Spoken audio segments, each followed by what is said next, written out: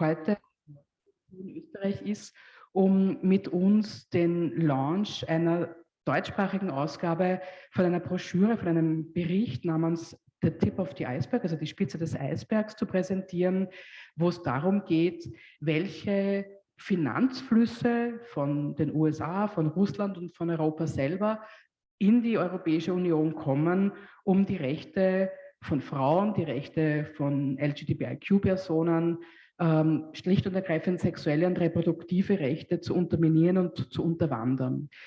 Neil ist Sekretär des European Parlamentarischen Forum on Sexual and Reproductive Rights, eines Zusammenschlusses von Parlamentarierinnen von ganz Europa, die gemeinsam in Europa, in ihren eigenen Ländern schauen, dass es möglichst gut ausgebaute und auch zugängliche sexuelle und reproduktive Rechte für Menschen dort gibt, aber die auch dazu schauen, dass die Entwicklungszusammenarbeit, die die jeweiligen Länder leisten, auch einen dementsprechenden Fokus hat und auch SRHR, um es kurz zu machen, mit im Blick hat. Und nicht nur, dass wir das im positiven Sinne probieren, dass eben Menschen Zugang zu Verhütungsmitteln, zu sexueller Bildung, zu sicherer Abtreibung, zu guten Informationen, wie sie zu Services rund um ihre Sexualität und um ihre Reproduktivität kommen, schauen wir uns im Speziellen auch an, wo eigentlich genau diejenigen sitzen, die versuchen, diese Rechte zu unterminieren. Und wir haben im Laufe der Zeit, und Neil ist Sekretär von IPF seit über 20 Jahren und hat da einen sehr großen Fokus auf die Frage von, wer sind eigentlich die Feinde der Menschenrechte? Wir haben dazu drei Broschüren, also das ist jetzt die dritte Broschüre, die wir herausgegeben haben. Wir haben schon uns angeschaut, wie denn manche Leute die natürliche Ordnung wiederherstellen wollen. In einer Broschüre, in einer zweiten haben wir uns angeschaut, welche Menschen sich für die neuen Kreuzritter, Kreuzfahrer halten, um da irgendwie für Rechte zu kämpfen, die nicht mehr ins jetzige Jahrtausend passen. Und die Spitze des Eisbergs ist eben eine Broschüre, wo es darum geht, wie denn wie die Finanzflüsse hierher kommen nach Europa, die genau diese Politik möglich machen. Die Broschüre ist im Sommer dieses Jahres im Europäischen Parlament präsentiert worden, hat dort auch die dementsprechende mediale Aufmerksamkeit gekriegt, aber nicht nur die Aufmerksamkeit der Medien, auch die Aufmerksamkeit derer, die da auf einmal im Licht gestanden sind und die da auf einmal quasi einen finanziellen Strip hingelegt haben, das sie vorher vielleicht nicht gewusst haben, wobei alle Quellen, die wir verwendet haben für diese Broschüre, ohnehin offenlegen. Aber man sieht, dass halt nicht alle unbedingt wollen, dass alle wissen, wohin ihr Geld für welche Zwecke geht. Und heute haben wir eben die Chance, die Spitze des Eisbergs auf Deutsch zu präsentieren. Das ist das allererste Mal. Wie man dazu kommt, sage ich dann später noch was dazu. Und nachdem Neil in Brüssel zu Hause ist und jede Menge Sprachen spricht, aber Deutsch ist nicht darunter, wird Neil eine Präsentation zu der Broschüre geben, die auf Deutsch zu sehen sein wird, aber Neil wird auf Englisch dazu sprechen. Und ich übergebe dir einfach und it's up to you. Please take the floor and share with us your insights. Okay. Thank you very much, Petra. First of all, it's a pleasure to be here. So thank you for inviting me. So thank you, Petra. Thank you to Ega for this invitation. It's a pleasure to be here. As I was able to pick up a few words from your presentation, just to reemphasize, this is the third report that we've done on the same issue. So the first report looked at how what we call the anti-gender movement, how it was organized and who were the main actors in Europe. And so we came out with that report in 2018. Then we took a look at a specific group of anti-gender actors who were very active, for example, in Poland, behind the anti-abortion ban, the LGBT free zones and things like this. And we released a report in 2020 about that called Modern Day Crusaders.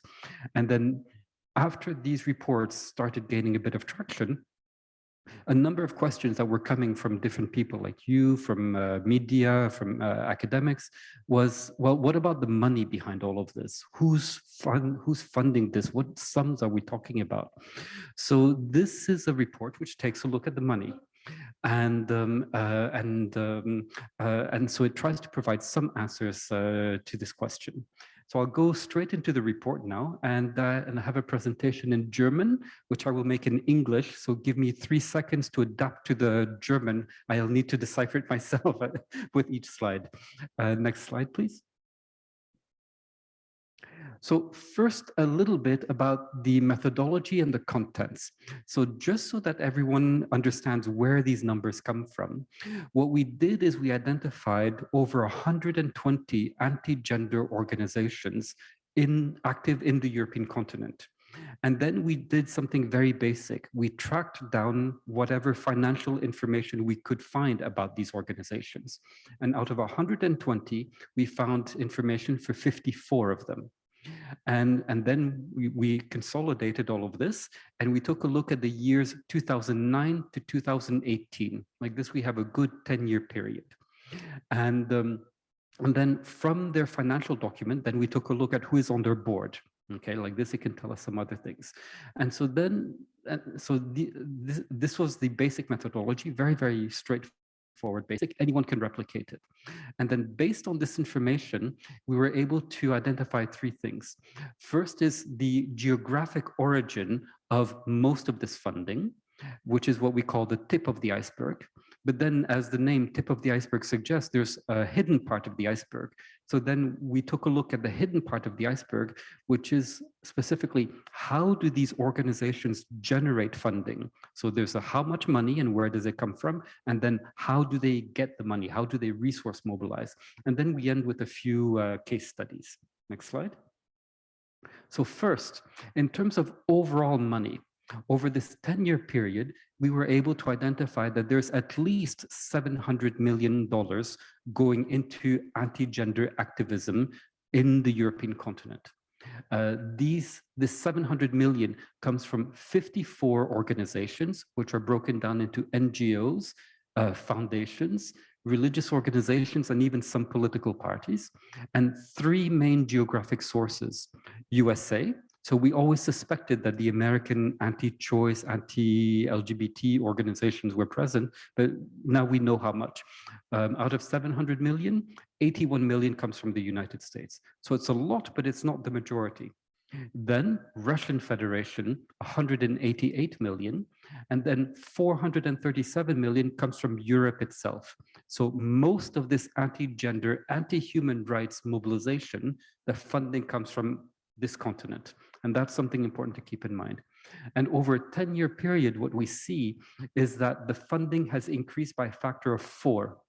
So if you have 4 times more money over a certain amount of time, you can do a lot more than before, and so the money explains also the increased mobilization against these issues. Next slide. Thank you. So first, we'll take a look at the American funding. So 81 million. This comes from specifically 10 NGOs and think tanks. These are very closely linked to what are called mega donors of the US Republican Party, very close to President Trump, etc. And with this money, as I'll show, they have been able to establish offices in Europe. So they have a permanent infrastructure now, which did not exist 10 years ago in the most part. And as you can see from the table, the funding has gone up and down, but more or less stayed stable. Next slide. Now, here's an important thing. I hope it goes well through Zoom, but here's where the money that from the United States, which ends up in Europe, comes from. So if you start out on the far left there you see wealthy individuals and families, okay? For example, the DeVos family, just for those of you who may remember the Trump era, Betsy DeVos was the education secretary under the Trump administration, belongs to a very wealthy family. Different wealthy families, those families then set up private foundations. The private foundations then fund US-based anti-gender organizations, and then the US-based anti-gender organizations set up offices or spend money in Europe. So this is how this money comes to Europe. So 81 million from the United States. Next slide. Here is a map of Europe with where we have the offices of American anti-gender, anti-human rights organizations. So you'll see London, Brussels, Strasbourg, Geneva, Vienna, and Rome. They're not in Berlin, Madrid, or Paris. They pick those cities because this is where international organizations that deal with human rights are located in Brussels, Geneva, Strasbourg, and Vienna. So their aim is specifically to influence international institutions. And the specialty that American organizations bring is their experience in litigation, in taking issues before the courts. If you remember in the United States, most of the progressive social issues are not the result of legislation from Parliament. They come from decisions from the Supreme Court of the United States. It goes all the way back to contraception, Roe v. Wade with abortion, and most recently with equal marriage. And so they're bringing this experience over to Europe. Next slide. Now we take a look at the Russian Federation. Three main sources of funding coming from the Russian Federation. One are oligarchs. Another one are what are called laundromats, so ways of getting illegal money from former Soviet Union into Western Europe. And then also there's state support from the Russian government. We'll take a look specifically at two oligarchs. The Russian money that we can track is 188 million. There's a lot more, but there's a lot of dark money, which being dark, we cannot track it. But the clean money, then we already know it's 188 million. Next slide. So here we have two Russian oligarchs, Vladimir Yakunin and Konstantin Malafeyev. Both of them are very close to the Kremlin. Both of them have set up a whole range of different organizations, think tanks, media centers, NGOs, etc. Academics have called these different, the galaxy of different organizations they've created as influence factories, so that they will invite different people, politicians, businessmen, different people, to different gatherings. And it's a way of socializing them onto different ideas that they support. These ideas are pro-Russian. Right now, pro-Russian ideas means championing conservative Christian values at the same time. If we take a look at the funding there, we can see there's almost none for a long time. It appears all of a sudden in 2012, and then it goes down in 2015. So the dip down in 2015 corresponds to Western sanctions against the Russian Federation. And then how they're spending it this year, we can see that they're spending it on several anti-gender, anti-human rights, and far-right actors. So there's they are one of the big sponsors of the World Congress of Families. There's links between these Russian actors and an anti-gender organization, Citizen Go, when you have some of their employees sitting on the boards of these organizations, as well as with a range of different far-right European political parties. Next slide. Here's an overview of where they spend the money coming from Russia. So from Vladimir Yakunin, he was in charge of Russian railways, so it's a very big enterprise. So he's known to have supported Citizen Go, has an office in Berlin, Dialogue of Civilizations, where there the idea of civilizations is based on religion in part. And you have Konstantin Malafeyev, who's known to have who is accused of having been involved with arming the rebels of Eastern Ukraine. And given what's happening now in Ukraine and Russia, it's all the more relevant. So I think these are the types of individuals that are associated with this movement in Europe. Next slide. Now we'll take a look at Europe and the different funding streams there. So that's the biggest amount of funding, over 437 million. We were able to identify two things. One are 20 private foundations based in Europe, and another one was 5 different ways that anti-gender civil society organizations were able to organize to then raise money for their anti-human rights objectives. And so I'll go into these very shortly. But here we can see that money from Europe is what has increased the most over the past 10 years, going from less than 20 million per year up to almost $70 million per year. And so this is what pays for the mobilizations against the Istanbul Convention, against abortion, LGBT rights, etc. Next slide, please. So if we take a look at the 20 or so European foundations, we can see them, them listed up there. The biggest one is, for example, the Fondation Jérôme Lejeune from France, which is one of the biggest private foundations in France, and which also supports different initiatives against comprehensive sexuality education, against equal marriage, etc. We also have some from Germany. The ones from Germany, interestingly, they're headed by the former aristocracy of Germany. So you have lots of Graf and Grafinnen and people like this involved in these Stiftungen. And they were very involved in helping organize anti-gender European civil society. Next slide. Here's a look at how the civil society have organized thematically in order to raise money. So one of them was specifically against abortion, called One of Us. Another one coming from France with the anti-equal marriage movements, La Manif pour tous, which then Europeanized. So branches appeared in Finland, in France, in Germany with Demo für alle, and different countries. Another one is a European Christian political movement, which secures most of its money from the European Parliament. They've been very active in activism against the Istanbul Convention. Citizen Go is a specialist in organizing online petitions. They're based in Madrid. From these online petitions, they get the signatures of many people, their email addresses, and then from that, they can use to fundraise off the same email addresses.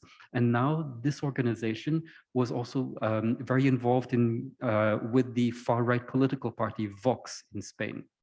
And then we have Tradition, Family and Property, very active in Poland as the newest iteration, and one of the biggest anti-gender organizations or networks present in almost 12 countries in Europe. Next slide. Then we'll take a look beneath the iceberg and how it is that they raise these funds. So I showed you where the money came from: US, Russia, Europe. And now we'll take a look at how they do this. We identified 4 main channels. One of them is fundraising, astroturfing, fundraising from the grassroots, from different individuals. Another one is getting money from rich people. That's where money comes from, so social economic elites. Then we see that a number of them are able to tap into state funding from EU, national, regional, municipal levels. And then there's also the role of religious networks and how it is that they can act for generating money. Next slide. So if we take a look first at economic and social elites, we can see that big enterprises from all over Europe have been supporting different far-right anti-human rights initiatives, and we'll get to that relatively shortly. And as I alluded to with the foundations, another specific group, which it looks to be very specific to Europe, which is involved in this, is the former aristocracy of many different European countries. And here, being in Austria, I have to mention that there's a number of different anti-gender organizations which have different family members of the von Habsburgs associated with them. And so it's strange that within a certain category of organizations, you find the von Habsburg name so relatively frequently. Next slide.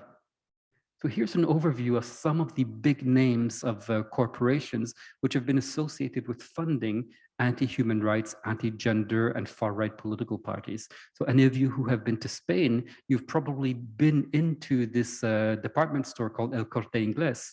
Well, the founder of that is known to support a number of different anti-gender issues. In France, AXA is one of the biggest insurance providers, to the point where they're big in Belgium as well. Even I have insurance from AXA. And they are known to have supported the homophobic marches of 2013 and 14. Next slide.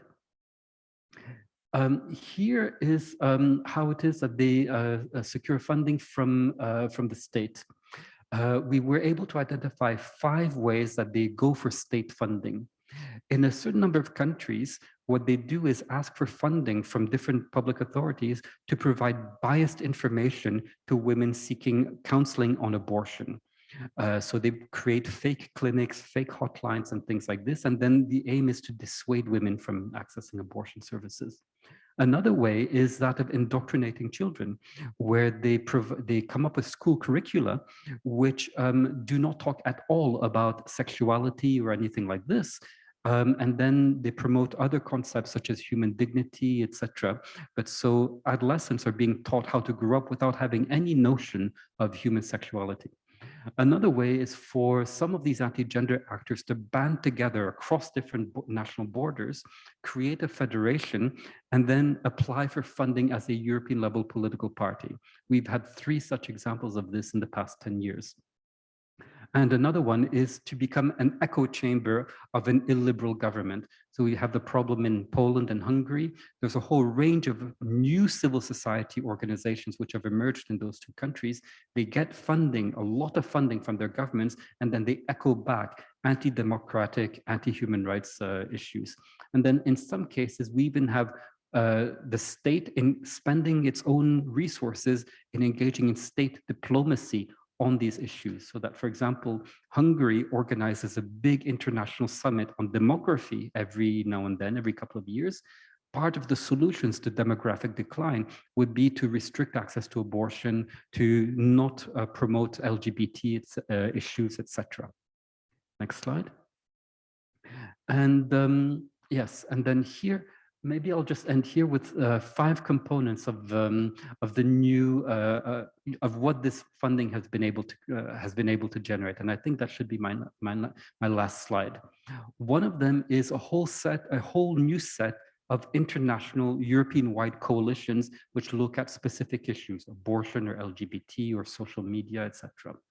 We also see that a second point is that anti-gender issues have transitioned from being a policy or normative issue into now being a political project, where now an increasing number of far-right, alt-right political parties are taking these up, whereas it wasn't like this before.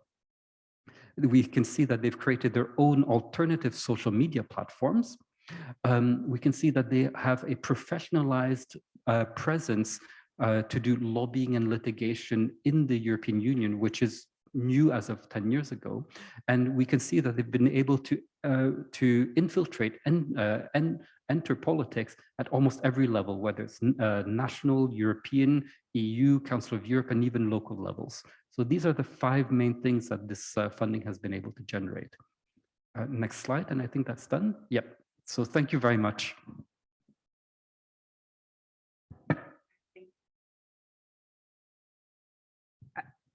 Thank you very much for this presentation. We now have the chance to chat a little bit, to also include the audience. Somebody is writing, I will never again buy at Georg's. That's my problem as well. I don't have an Axel shirt, but Georg's shoes. So that were the last ones. Yeah, for the discussion, I suggest that whoever wants to take the floor and raise a question could do that by raising the virtual hand, or you also can put on the screen, put on the camera and raise your hand in reality. I will see that. And you also can, of course, ask your question in German. I will sum up then in English that Neil can address that, but feel free also to ask in German if you do not feel so much comfortable to do it in English. I would like to start with one question.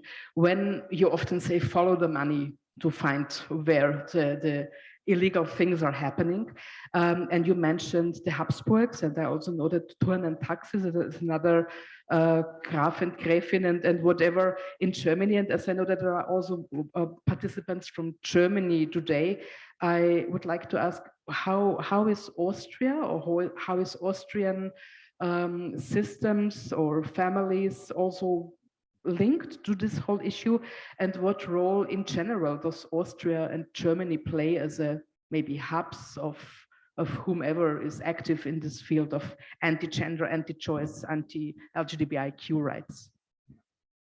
Yeah, thank you. That's a really excellent question. First, if we take a look at Austria, we see that Austria has produced some of the leaders in the anti-gender movement around Europe. So it was a colleague of yours in the parliament, Gudrun Kugler, who was one of the co-organizers of this anti-gender strategizing networking platform called Agenda Europe. So she's the first one that convened it and animated it for quite a number of years.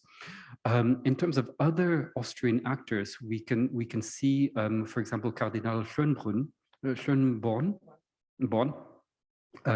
who has been involved in the Italian media and courts have been able to identify that there have been financial transactions from this Cardinal Schönborn with an Italian politician who has since been convicted of corruption at the Council of Europe. And this Italian politician then funded homophobic initiatives in across Europe. There was one called Mum, Dad, and Kids, as well as other anti-human rights issues. So we can see there's a direct link there. And then I mentioned the Habsburgs. If we then take a look at Germany, there, as I mentioned, there's Princess Turner and Taxis. Then there's a whole range of different counts and countesses that are involved in there. What's interesting is that there's about 3 different Stiftungen, foundations, where if you take a look at the board, you find that the composition is mainly that of these former aristocrats. Okay, so you have Prince, Gräfin, Princess, and etc. And that forms 90–80% of for example, Stiftung Ja zum Leben is one of them. And there's a few others which are listed there. So it looks like Germany and this category of individuals provides quite an important sum of funding for the European issues in terms of anti-abortion and anti-LGBT, which they call pro-family. We also see some other individuals who are German or Austrian who play an interesting role in international networks. So that one of them is Sophia Kubi, who is involved in Alliance Defending Freedom, a US organization. She's also involved in Christendemokraten für das Leben in Germany, so a working group within the German CDU. And she herself is the daughter of Gabriele Kubi, who is one of the main authors behind the so-called the danger of gender ideology. So we can see that they play quite an important role there. And then perhaps another one I should mention is Austrian, the manifesto Restoring the Natural Order, the original manifesto. Although it's anonymous, it looks like the original author of this was an Austrian gentleman called Jakob Kornidis, and who is now an official in the European Commission. But so I think for a small country like Austria, you can be proud of having quite a few anti-gender leaders. I don't know whether you can define proudness like that, to be honest. And we have some comments in the chat saying that we really have to spread this information all over Austria, and also boycotts for Carrefour and others. Meanwhile, when you mention aristocrats, and when you see that there are Russian oligarchs, and that when we see that there are parts of the Tea Party movement at the US, how does that all fit together? Because between a Russian oligarch, a far right-wing US American-based party, there are not that many similarities, I would assume, from the first view. So what's the clue between all of those? Yeah, that's a very good question, because it does look like a very strange group of individuals. It sounds almost like the beginning of a bad joke with the American Christian right, the Russian oligarch, and the European aristocrat walk into a bar together, and what do they do? But yeah, but there you have it. It looks like there's a certain convergence of interests at a higher level. Okay, so that the Russian oligarchs, their interests is mainly to is to please the Kremlin in doing private initiatives which they hope will meet state interests as well. So like this, the Kremlin can invoke plausible deniability. It's not them doing it, it's a Russian oligarch doing it. It's a private individual. And this is how, for example, some funding to far-right political parties around Europe has been channeled, including France and Italy and some others. So their interest is promoting Russian interests, which happen to be based on the idea of a Russian Orthodox Russia. Other individuals, they're interested in this because they also have almost a theocratic worldview of certain things. So they would like laws and policies to be based on their own understanding of religious texts, usually Christian texts. Associated with this is also a certain view of the economy and the state. Most of these organizations or individuals have a view of the state that the state should be relatively small, should not be involved in many different issues, and also have a certain view that, and if it's not involved, then you let private capital take over and set the rules. And so you have there a convergence of a certain normative agenda based on religion with an economic agenda which is based on hyper deregulation. And then you leave it up to wealthy individuals to provide for schools, charity, and things like this, rather than the state. So you have this convergence of different interests taking place, and they will be expressed differently. So that, for example, the Americans tend to be much more hyper-capitalist and normative. The Europeans will be more patriotic, hyper-nationalistic. And so you have these interests can overlap. I think what this conglomerate makes it so especially toxic is that they do not even hide that they try to influence the European juridical system, saying that if in immoral Europe there is same-sex marriage and access to abortion and coverage of contraceptives by social security systems, that also could swap over to the US. Also, we have to protect that. Yeah. So what really concerns me is that we obviously seem to have to protect our European human rights system, our legal system. Do you have an idea how to do that? Yeah, well, I think first of all, I mean, we've been living in a very nice time for the past 25, 30 years where we had a certain grounding in human rights. And we thought that that foundation was very solid, and then we can simply add more human rights. And then it will just come about naturally, so that the countries that don't have abortion or equal marriage, they'll get it eventually. I think that was the assumption for many of us, including myself, for a long time. Now we're seeing that there's a whole category of actors and there a whole new group in civil society, which is not grounded in human rights or liberal democracy, who are eating away at the very foundation while pretending to play by the rules of democracy and human rights. So I think that's something we need to understand. And we don't yet have the mechanisms for how to deal with this. So that, for example, a number of these actors, they play a double game. So on the one hand, they will engage legitimately with decision-making processes. So they will submit legal briefs to the courts, to the European Court of Human Rights, etc.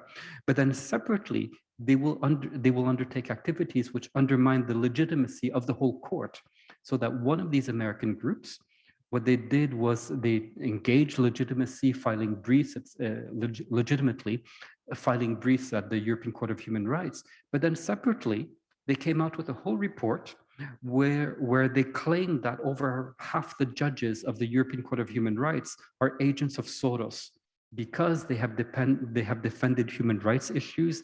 They have been involved in different NGOs and civil society in their legal career, but this means that they're agents of Soros. And as you know, being agent of Soros dips into anti-Semitic thinking there.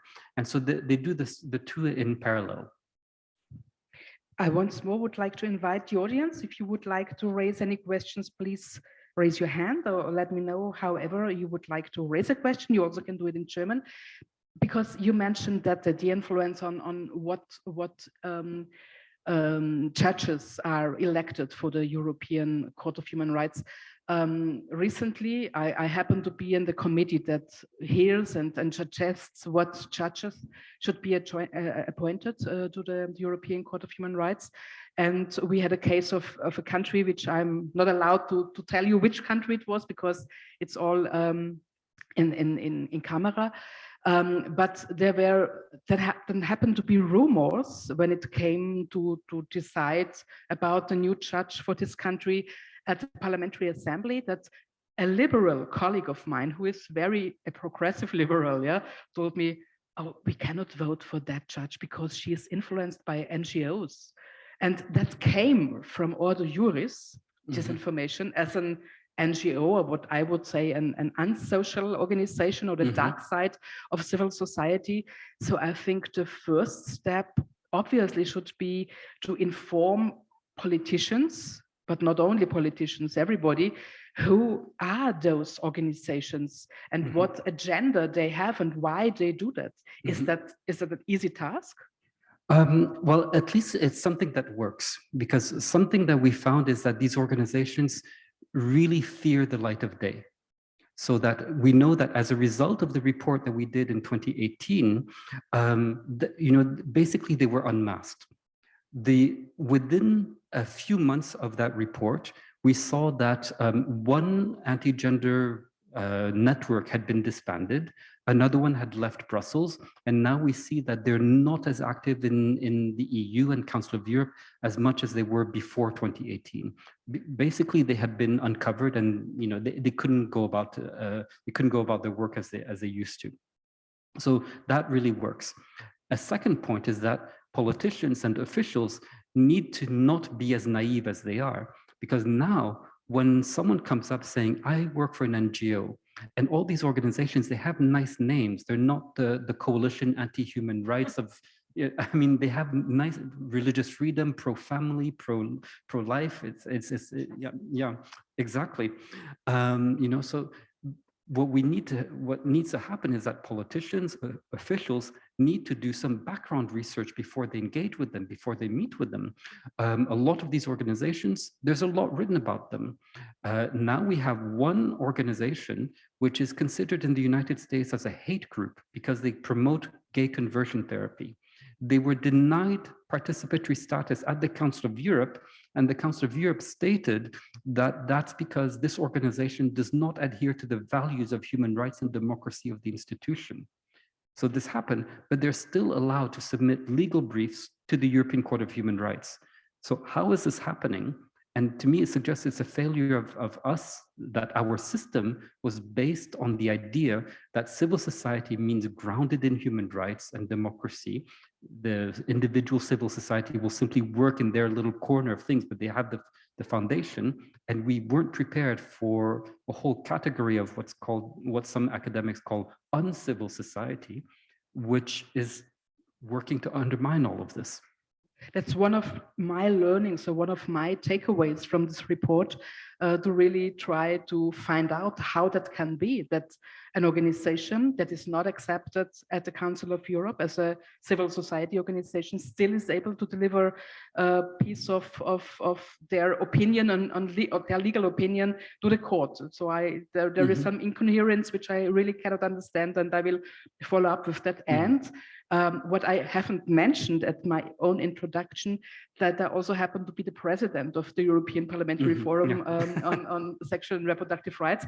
And that, of course, it's not only my interest, it's the interest of the whole organization that that what we deliver in our reports is, of course, proved, is, of course, the truth, and it's not something that we invented. So maybe you can also elaborate a little bit on how we get to the information that we use for reports like that. Yeah. So how we get the information? I mean, a lot of the information is out there. Okay, so these organizations they're not necessarily very discreet. It's just that they don't expect people to understand what they're doing or who they are. But once you have been able to get into it a little bit, and also if you have a more transnational or European perspective, then you're able to take a look and understand certain things. So that when you see that certain people are speaking at this or that event, you have a better context for it. Whereas when you're sitting from the perspective of one specific country, you may know your own people, but you won't know the ones from other countries, especially if they speak different languages. So that's how we were able to piece together all of this. And then there's also different people who are concerned about this, who share with us information. So that, for example, when we came out with our first report, Restoring the Natural Order, it was the first time that they provided a narrative to explain what was happening at national level that many people in 30 different countries were seeing happening, but they didn't know how it was connected. So this provided a first, imagine a puzzle where most of the pieces are there, but not all of them. After Restoring the Natural Order came out, we were contacted by many, many different people who then said, I know a bit more about this. Here's some information. And we were able to add even more pieces of the puzzle. One of the big pieces, for example, was when a young LGBT activist from Poland contacted us and said, I was able to attend an Agenda Europe meeting in Poland. I signed up and I went there. And even it's very funny, he knew he was going to a very conservative setting. So he's an LGBT activist. He spoke to his boyfriend and his boyfriend advised him to wear an oversized shirt. Like this, you'll look more heterosexual and you'll blend in more easily. And so he did that. And then he got a whole series of documents that he shared with us. And he even was on the Agenda Europe listserv for a couple of months before he got kicked out. So it's different, thanks to different people like this, that we were able to get information. And then once you have that information and you're able to, you recognize the names, Sofia Kubi, Gudrun Kugler, Cardinal Schönborn, Luca Volonté from Italy, then you start seeing patterns and you start seeing, how it is that they're organized. I have the problem that I lost connection to the Zoom conference. So in case there is somebody who wants to take the floor, I can't see people anymore. Please indicate me, Ariana, who wants to take the floor. Sorry for that. But another question from my side, because what I want to mention, because you mentioned it, it's really great that there are so many brave people who go there, who really investigate, who campaign, people from civil society. I remember in October last year, we have been to Poland and we have been to one of those cities saying from themselves, we are an LGBTIQ-free zone. And I really, those courageous people who come talk with us, explain what is going on. And by the way, 4 days after the city lifted the LGBTIQ-free zone. So it's also an impact that we can take. But really, it's great that there are so many courageous people who really take all these activities and fight for human rights and fight for that. And because you really explained how we get to the real information and how we can produce evidence on what we are writing.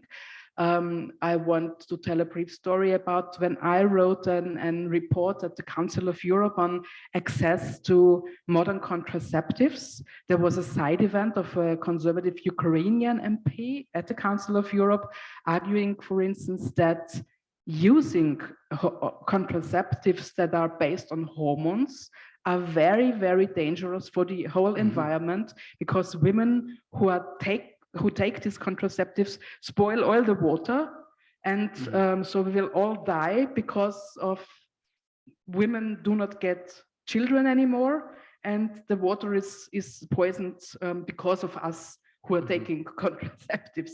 So what to answer? These people come with totally crazy arguments and totally crazy non-evidence-based information. Yeah. I mean, that's one of them. And with the poisoned water, then the next step is that it feminizes the fish. And so we'll end up with all these feminine fish. But yeah, and another common myth that's being circulated is that WHO has issued guidelines that wants to teach 4-year-olds how to masturbate. And now I remember I first came across this almost 10 years ago. And when I first came across it, I thought, I'm not even going to address this. This is so stupid that, there's no way that it can get further. But since then, that specific myth was used in the European Parliament. It's used in many different countries around the world. And I just heard it's now surfacing in Ghana as of last year.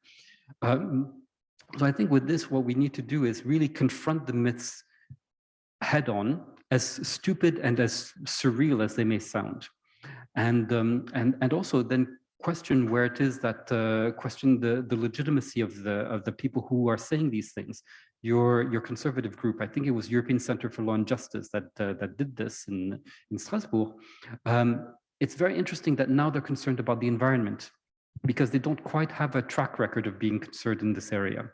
But okay, I guess everyone needs to start somewhere. But and we know it's those organizations that also argue against global warming and say that's a lie, that's not truth. Yeah. So that's exactly, and that also that will also argue in favor of corporate deregulation.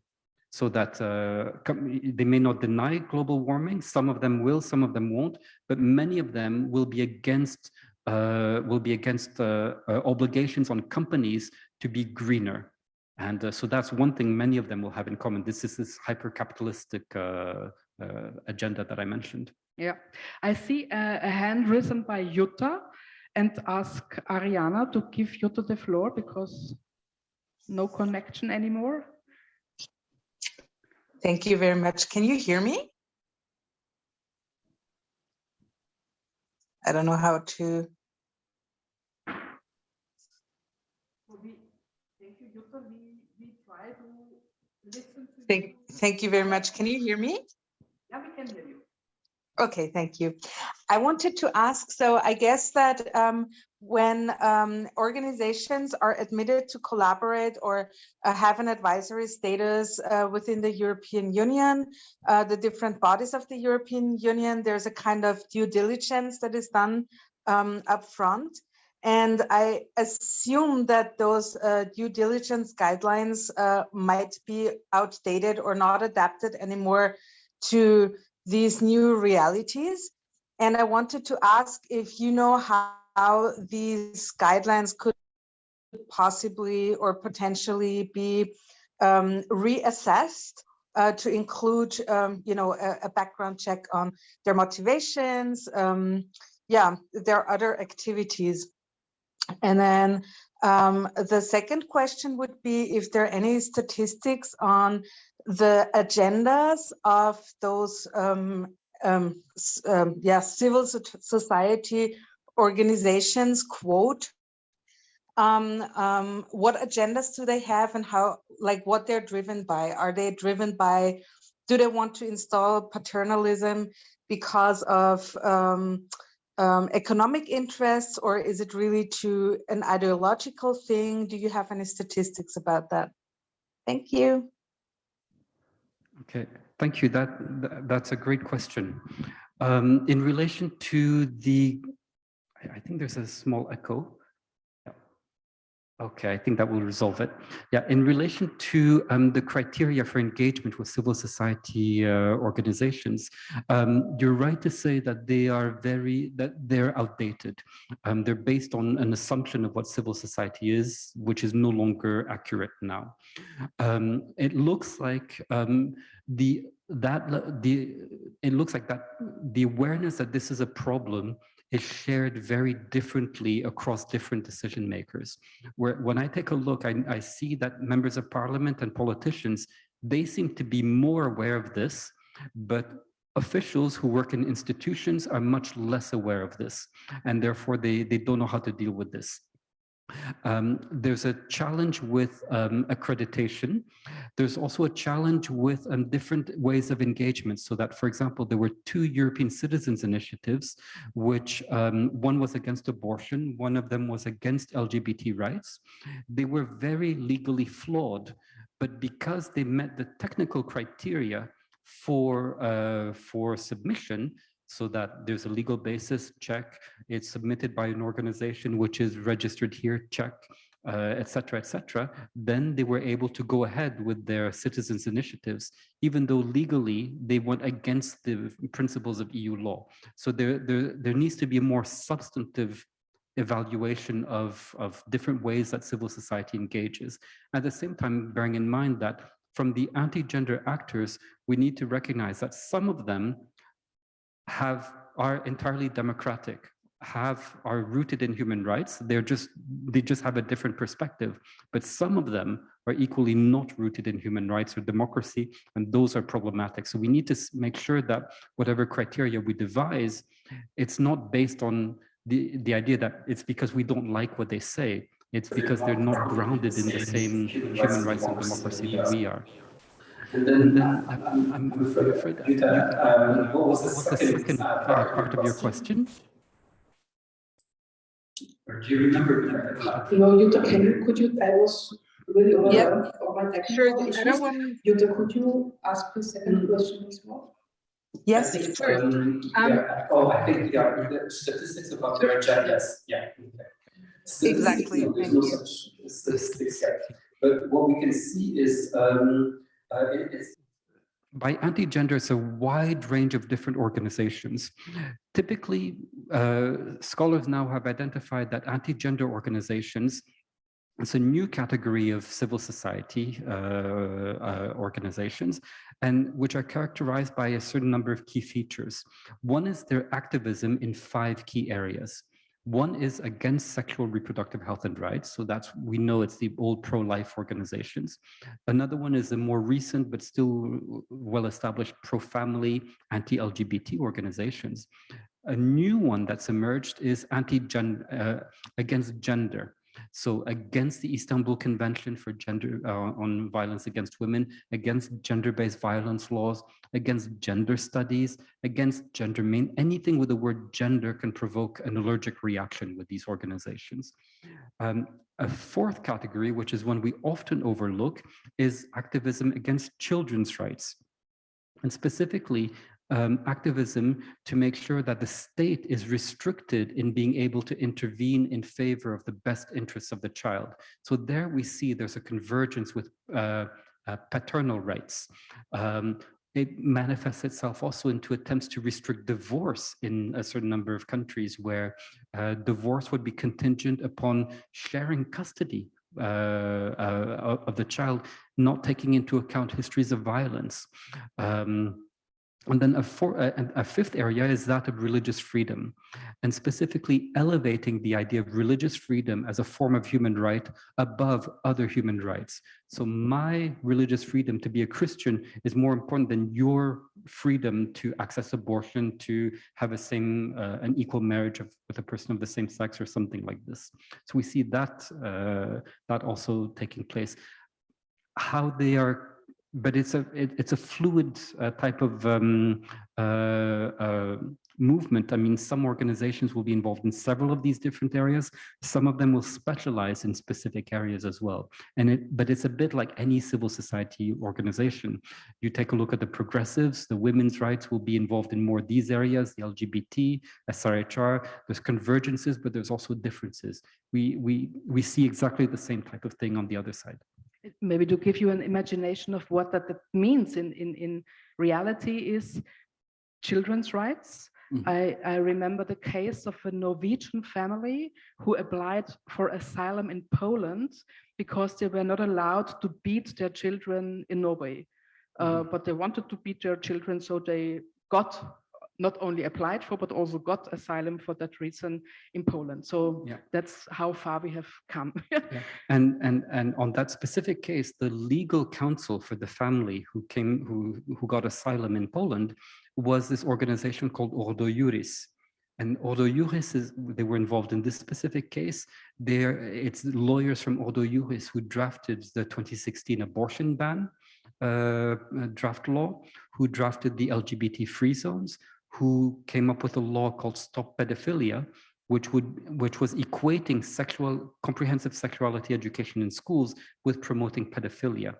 And so it's the same organization that was behind all of this in the case you mentioned. And also, just to go back to the European Court of Human Rights, it was in early 2021 where the founder and former president of Ordo Juris became one of the candidates of the Polish government to be a judge on the European Court of Human Rights. So this is how influential and ambitious these organizations can be when they want to. And if I'm not wrong, I think Ordo Juris, or at least the Polish organization, also drafted the alternative to the Istanbul Convention. Exactly. Not to protect women from violence, mm-hmm, but to protect the Holy Family, exactly, yeah, without looking on violence or whatever, yeah, happens. Yeah.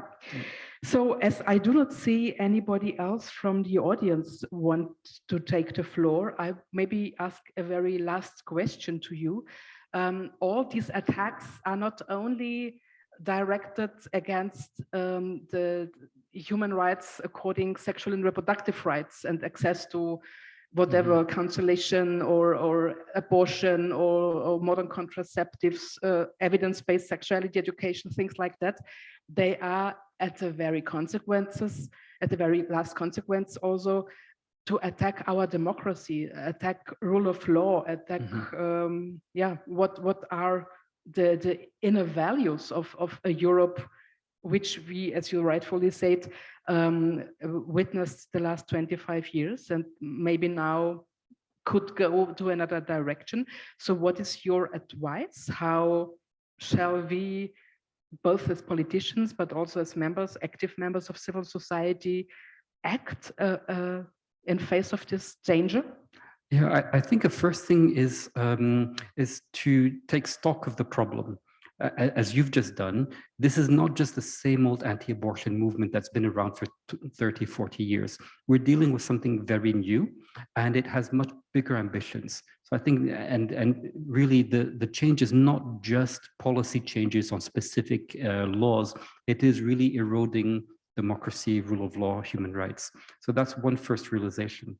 A second one is that for a long time, up until maybe 2018, they were successful because they were not being contested. People were running around trying to figure out what was happening, not realizing that it was coordinated in a very strategic manner, in a professional manner. But now we understand this. We know who they are, we know how they're organized, we know their arguments, we know their funding bases.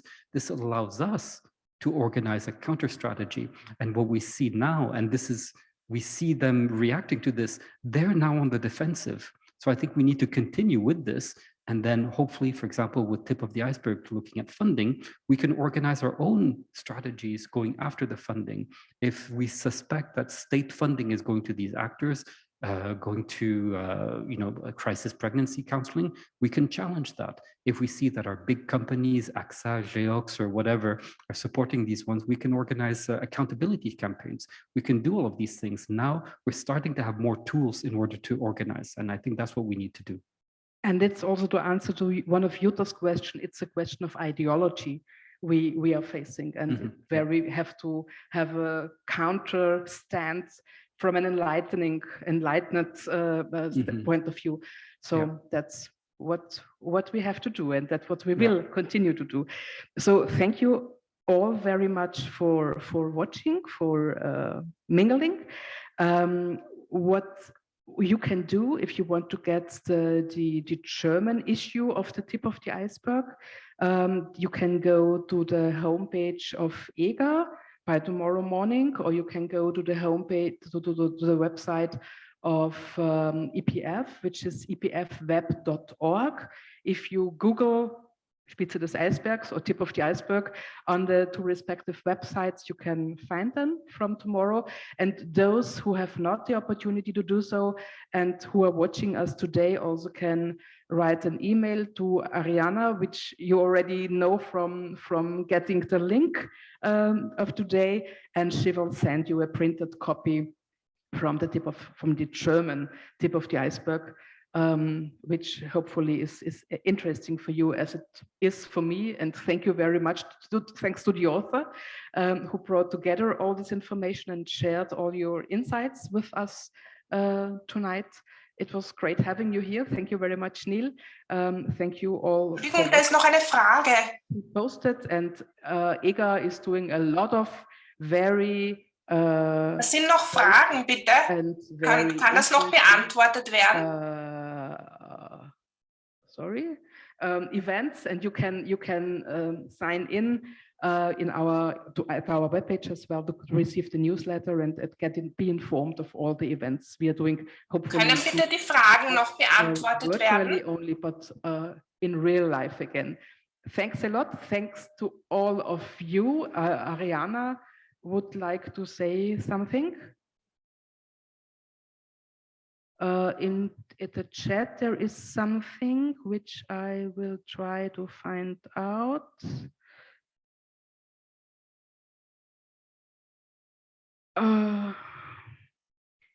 Yeah, there are some more questions. Sorry for I'm now a little bit late, but there is a question to Neil. Is there evidence that Ordo Iuris is a department of TFP? Yes, that's a great question. Yes, Ordo Iuris is an offshoot of TFP, which is Tradition, Family and Property. And you can read the report on this. That's the second report that we did, called Modern Day Crusaders.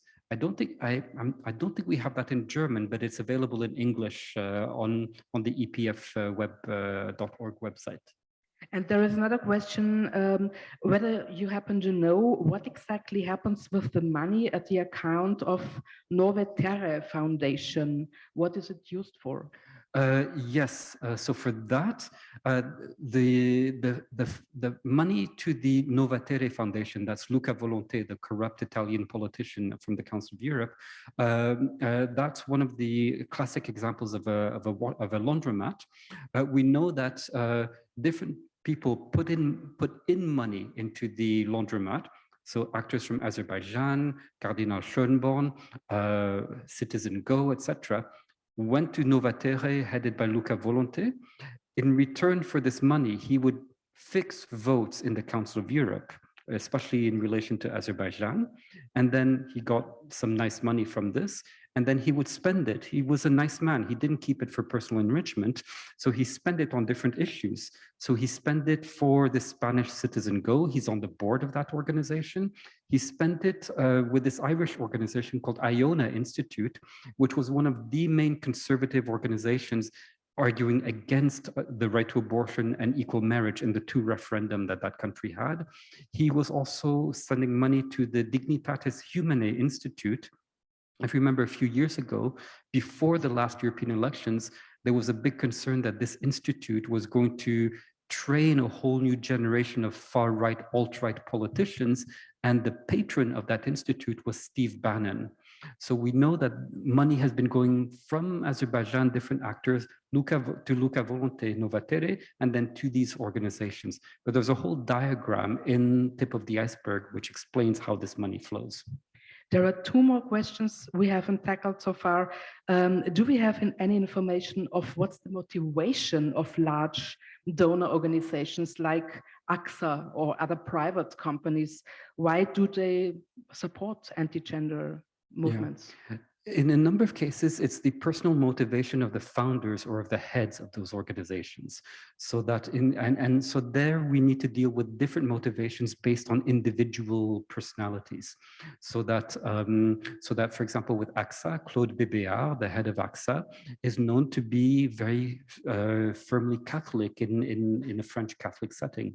El Corte Inglés and some of the Spanish billionaires, they owe their wealth all the way back to the Franco regime. And so there's a family history of very far right thinking on certain Catholic principles. Same with some of the German ones. The Mövenpick, the guy in charge of that, was also active during the family was active during the fascist period. So there's family histories there which influence the individual leaders or heads of these organizations, but the motivation is different in each case. But it's usually an individual motivation, and these individuals, they can hostage the whole enterprise, for instance, and fund whatever organizations. And also, I put those logos up there so that we can recognize something.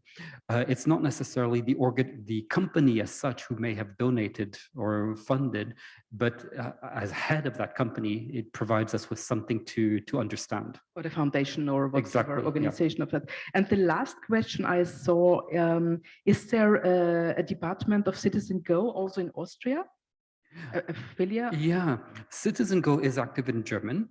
And I know that at one point they were discussing a cooperation agreement with Gudrun Kugler and her husband in order for them to generate German language petitions for the German market, German-speaking countries, which then they would circulate on Citizen Go, and they would split up, they would share the names of the signatories, and then both of them would use them for fundraising. So we have that document somewhere in the files. Whether it materialized or not, I'm not too sure, but Citizen Go is active in German. Yeah, so not necessarily a department, but very well good connections. So exactly. A cooperation anyway. Yeah. Okay, I'm really sorry for not seeing all the questions in the chat. I take now the really very last one because I think then we really should stop that. Are there anything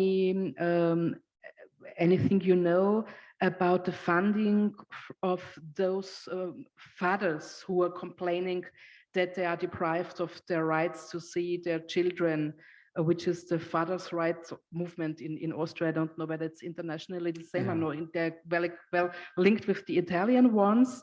And do you plan maybe to publish one or then report on this fathers' rights movement as well, who seem to be linked to many of these organizations? Yeah. There's not been much study on fathers' rights organizations that I've come across anywhere. And it looks to be a phenomenon which is very strong in some countries, but absent in some others, in many others. And what it looks like to me is that it's more of an overlap with the traditional anti-gender movement and not necessarily fully part of it.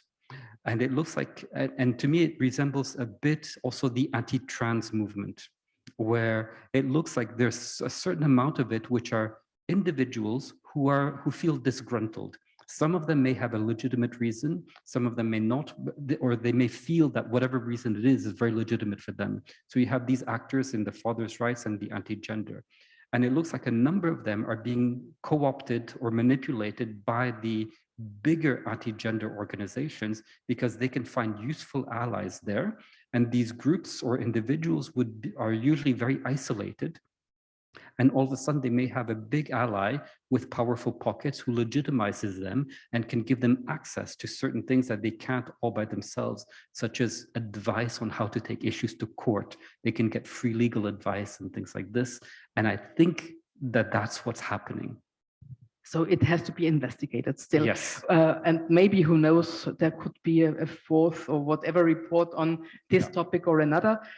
We will see. And I will now not repeat my concluding remarks, just saying thank you once more to everybody. Also to mention Ariana, Marcus, and Dilava here in EGA, who helped us to screen that event. Thanks a lot and have a good evening. Thanks a lot to our special guest, Neil. Thank you. Dankeschön.